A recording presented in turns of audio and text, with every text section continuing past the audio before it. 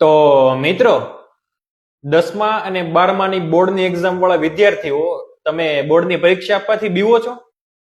તમે કેવું રિઝલ્ટ આવશે એ વિચારીને બીવો છો? બીવાનું નથી.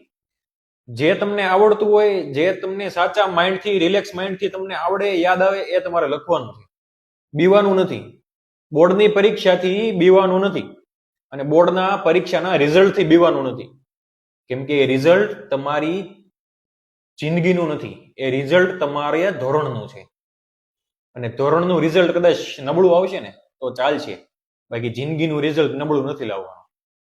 એટલે વિદ્યાર્થીઓ, તમારે પરીક્ષા આપવાથી બીવાનું નથી.